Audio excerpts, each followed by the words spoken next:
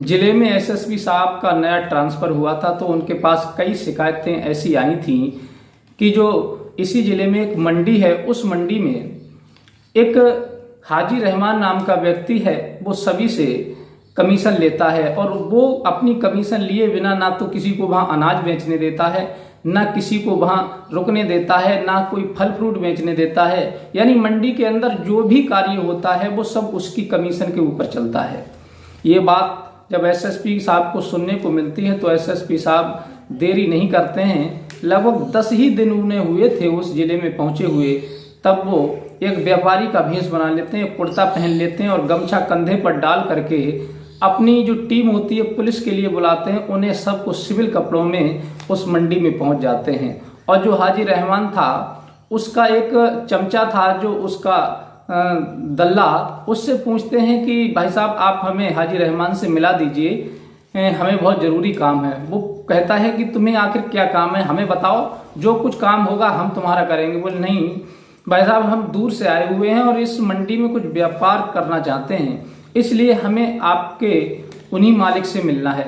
वो सोचता है चलो हो सकता है कोई व्यापारी हो, किसी काम से आया हो, हमसे काम ना चले, तो वो लेकर के हाजी रहमान के पास जाता है। और हाजी रहमान के पास जाकर के जब वार्तालाप होती है तो हाजी रहमान ऐसी कुछ बातें एसएसपी साहब से कह देता है।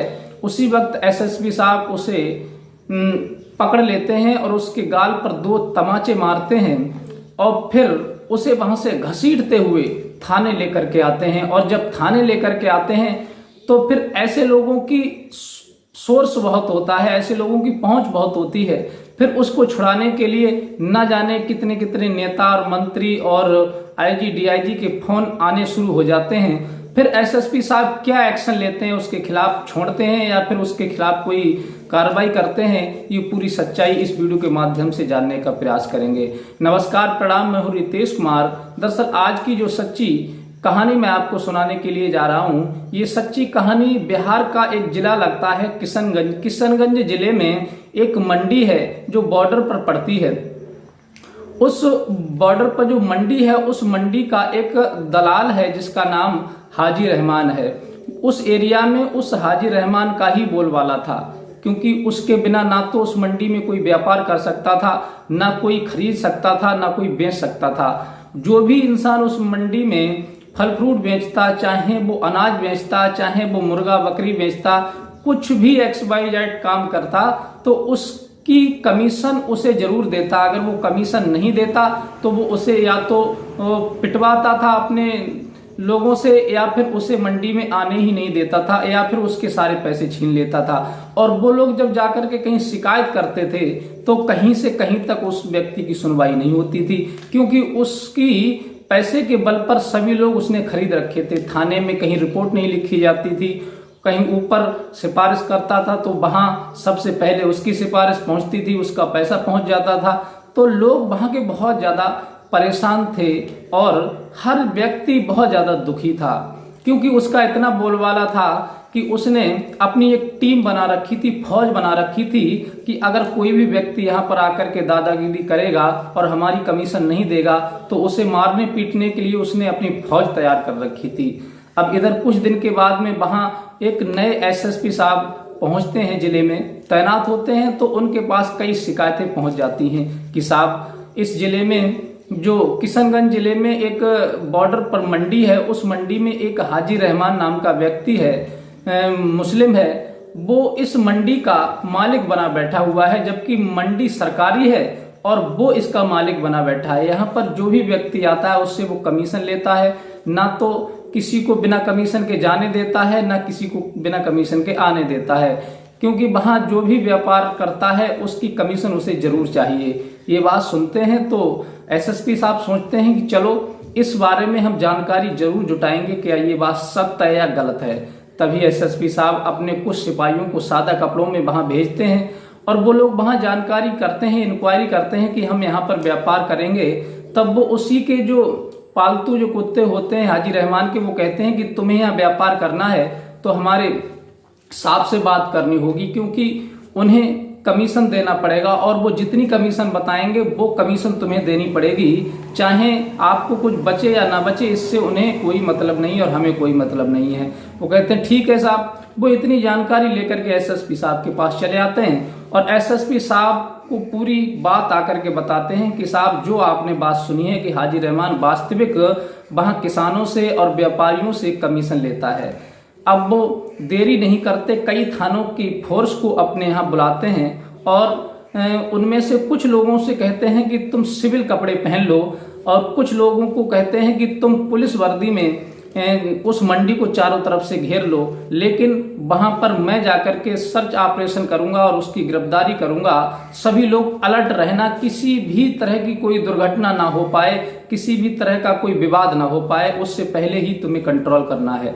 सभी लोग एसएसपी साहब की बात सुनकर के सतर्क हो जाते हैं और फिर कम से कम 20 लोग एसएसपी साहब अपने साथ सादा कपड़ों में पुलिस वालों को लेकर के मंडी में पहुंचते हैं। स्वयं एसएसपी साहब सफेद कुर्ता पहन लेते हैं और सादा सी चप्पल पहन लेते हैं और कंधे पर एक गमछा डाल लेते हैं और वहीं मंडी में पहुंच जाते हैं। और मंडी में जब पहुंचते हैं तो उसी हाजी रहमान का एक व्यक्ति था जो उगाई करता था सबसे, वो रास्ते में मिल जाता है। तब एसएसपी साहब पूछते हैं कि भाई साहब मैं बहुत दूर से आया हूँ, यहाँ के जो हाजी रहमान हैं जो मंडी चला रहे हैं उनसे हमें मिलना है। वो कहता है कि तुम कहाँ से आए हो और फिर तुम्हें क्यों मिलना है, हमें बताओ। वो कहते हैं नहीं भाई साहब, हमें उन्हीं से काम है और मैं व्यापार करना चाहता हूँ, उनसे पूरी जानकारी लेना चाहता हूँ। तब वो कहता है चलो कोई बात नहीं, मैं तुम्हें मिला देता हूँ। अब वो व्यक्ति हाजी रहमान के पास उन्हें लेकर के जाता है और फिर जैसे ही एसएसपी साहब वहां पहुंचते हैं और उनके जो सादा कपड़ों में पुलिस वाले थे वो कोई तो सब्जी वाले के पास रेड करने लगता है, तो कोई अनाज वाले के पास रेड करने लगता है, तो कोई फल वाले के पास रेड करने लगता है। कोई ये नहीं समझ पा रहा था कि ये पुलिस वाले हैं और ये किसी मकसद से आए हुए हैं। सब लोग ये समझ रहे थे कि ये तो यहाँ आम जनता है, कोई कुछ खरीद रहा है तो कोई कुछ खरीद रहा है। और एसएसपी साहब व्यापारी बने हुए थे, उन पर भी किसी की शक नहीं थी कि ये व्यापारी हैं।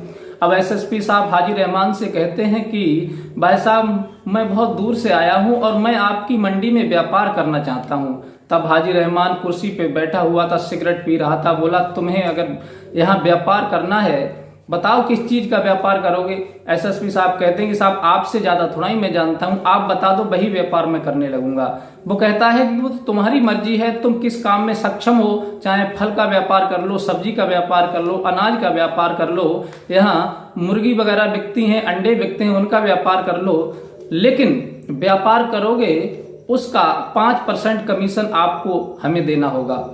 ये बात सुनकर के एसएसपी साहब कहते हैं कि भाई साहब कैसी बातें कर रहे हो, अभी तो हमारा बिजनेस शुरू भी नहीं हुआ है और आप कमीशन की बात कर रहे हो।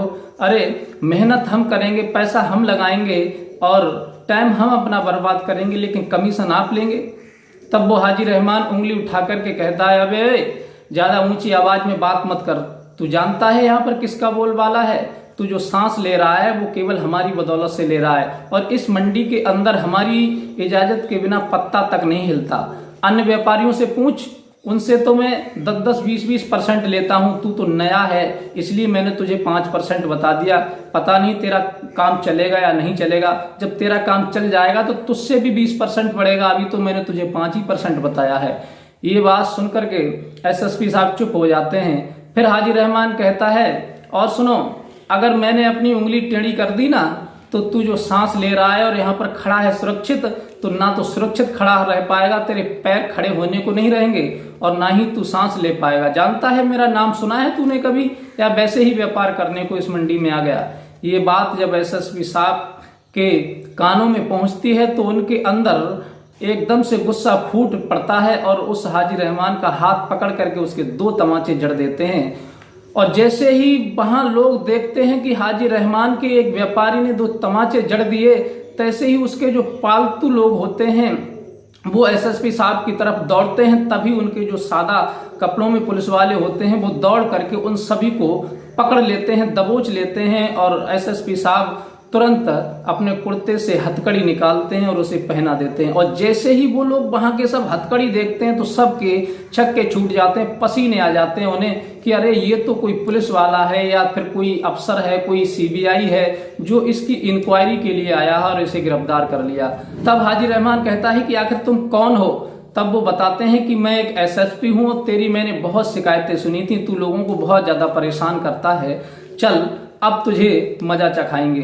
तब एसएसपी साहब उसे खींचते हुए घसीटते हुए थाने लेकर के आते हैं और वहां जो उसके जो चमचे थे, जो उसके पालतू लोग थे, उन सभी को गिरफ्तार किया जाता है, सबको थाने लाया जाता है और सबको वहीं बिठाया जाता है और हाजी रहमान के खिलाफ एफआईआर दर्ज होने लगती है। तभी उसकी सूचना जो उसके बचे हुए लोग थे उन्होंने सबने ऊपर फोन कर दिया, किसी ने आईजी को फोन कर दिया, किसी ने डीआईजी को फोन कर दिया, किसी ने डीएम को फोन कर दिया, तो किसी ने नेता मंत्री विधायक को फोन कर दिया। अब एसएसपी साहब के पास फोन आने शुरू हो जाते हैं कि एसएसपी साहब तुमने जिसको गिरफ्तार किया है तुम जानते हो ये कौन व्यक्ति है, इसकी कितनी पहुंच है, कितनी पावर है? अरे नीचे से ऊपर तक इसकी बहुत बड़ी पावर है, हर व्यक्ति, हर नेता और हर अधिकारी इसकी बात को मानता है और तुमने ऐसी हिम्मत कैसे की इसे गिरफ्तार करने की? तब डीआईजी से एसएसपी साहब कहते हैं कि साहब मैंने खुद जाकर के इस व्यक्ति को पकड़ा है और इसके काले कारनामों का पर्दाफाश किया है। मैं दूसरे की अगर बात सुनता तो झूठ मान लेता, ये मुझसे ही रिश्वत मांग रहा था जब मैंने इससे व्यापार की बात कही। इसने कोई कसर नहीं छोड़ी है लोगों को परेशान करने में और इसने बहुत ज्यादा आतंक मचा रखा है। तब डीआईजी कहते हैं कि एसएसपी साहब या तो इसे छोड़ दो और नहीं तो ये तुम्हारी नौकरी का सवाल है, तुम इसके खुद जिम्मेदार होगे। एसएसपी साहब कहते हैं कि साहब नौकरी तो मेरी जब जाएगी जब मैं कोई गलत काम करूंगा, मैं सच्चाई सबके सामने ला करके रख दूंगा, तो मेरी नौकरी कौन ले सकता है। ये बात सुनकर के वहां मीडिया आ जाती है और मीडिया जो है सब उसकी फोटोग्राफी कर लेती है और उसके बयान भी रिकॉर्ड कर लेती है। और फिर उन्हीं के जो लोग पकड़े थे हाजी रहमान के, पुलिस ने उन्हें मार मार करके उसी के खिलाफ गवाही दिलवाई कि इसे के खिलाफ गवाही दो कि ये वास्तविक लोगों को परेशान करता था, यहाँ दलाली करता था, लोगों को मारता पीटता था, बहुत ज्यादा इसने आतंक मचा रखा था। अब पुलिस की डर की वजह से वो सब लोग अपने ही उस मालिक के खिलाफ गवाही देने के लिए तैयार हो गए। एसएसपी साहब ने साफ कह दिया कि जो इसके खिलाफ गवाही नहीं देगा उसे हम शूट कर देंगे, उसका एनकाउंटर कर देंगे। अब सभी लोग डर जाते हैं, सबके तन पर पसीना आ जाता है कि आखिर अगर इसके खिलाफ गवाही नहीं दी तो फिर हमारा एनकाउंटर हो जाएगा। अब एसएसपी साहब उसके खिलाफ मुकदमा दर्ज करते हैं और फिर कोर्ट में पेश करते हैं। कोर्ट में पेश करने के बाद उसी के जो लोग होते हैं उनसे गवाही दिलवाते हैं। वो सब कोर्ट में उसके खिलाफ गवाही देते हैं और कहते हैं कि साहब इन्होंने वास्तविक आतंक मचा रखा था और जो भी किसान आता था उससे ये आधा पैसा वसूलते थे और जो नहीं देता था उसे मारते पीटते थे और सारे पैसे छीन लेते थे, लेकिन किसी की कहीं सुनवाई नहीं होती थी। इन्होंने बहुत ज्यादा लोगों को परेशान कर रखा था। ये सारे बयान जब नोट होते हैं, इधर तो मीडिया वाले उसके सारे बयान नोट कर लेती है, वीडियो बन जाती है। अब एसएसपी साहब बिल्कुल सेफ हो चुके थे क्योंकि उसी के लोगों ने ऐसे बयान दिए थे मीडिया वालों के सामने कि मीडिया वालों ने वीडियो बना ली थी कि अगर कोई एसएसपी साहब के खिलाफ कार्रवाई होती तो वो बयान सबसे पहले रखे जाते और उन्हें देख करके कोई भी एसएसपी साहब पर कार्रवाई नहीं कर पाता। अब इधर कोर्ट में उसे पेश होता है, उसे जेल भेज दिया जाता है और कुछ दिन के बाद उसके लिए सजा हो जाती है। एसएसपी साहब की पूरे जिले में छा जाते हैं। एसएसपी साहब की हर व्यक्ति तारीफ करने से नहीं थकता है क्योंकि वहां जो किसान लोग थे, जो उससे पीड़ित थे, परेशान थे, जिन लोगों को उसने सताया था, वो बड़े खुश होते हैं और एसएसपी साहब को बड़ी बधाइयां देते हैं, बड़े तारीफ करते हैं कि ऐसे एसएसपी साहब अगर हर जिले में पहुंच जाएं तो वहां इन दलालों का और इन चमचों का तो नाम निशान मिट जाएगा और किसान अपनी जिंदगी ऐसे काट सकता है। क्योंकि मेहनत किसान करता है, मेहनत व्यापारी करता है, लेकिन ये दलाल जो है ये पैसा बीच में बटोर लेते हैं। तो साथियों ये कहानी कैसी आपको लगी? क्या आप चाहेंगे कि हमारे जिले में ऐसा एसएसपी हो? और फिर इन एसएसपी के बारे में आपकी क्या राय है? अपनी राय हमें कमेंट में दे सकते हैं। और आपको ये वीडियो अगर पसंद आई हो तो हमारे चैनल को प्लीज लाइक और सब्सक्राइब जरूर कर दें, क्योंकि आपका सब्सक्राइब ही हमारा हौसला बढ़ाता है। और कुछ श्रोता हैं जो हमारी नियमित रूप से हमारी वीडियो को सुनते हैं। एक हमारे श्रोता हैं SK श्रीवास्तव, जो हमारी वीडियो पर कमेंट किया है और हमारी वीडियो को सुनते हैं। बहुत बहुत धन्यवाद भाई का। और रवि कुमारी हैं। और तीसरे श्रोता हैं हमारे मनीष यादव और दीप्ति हैं। ये सारे श्रोता हमारी वीडियो पर कमेंट करते हैं और हमारी वीडियो को देखते हैं। और ऐसे श्रोताओं का दिल से बहुत बहुत धन्यवाद। और मिलते हैं इसी प्रकार की कोई नेक्स्ट वीडियो के साथ। तब तक के लिए इजाजत चाहते हैं। नमस्कार।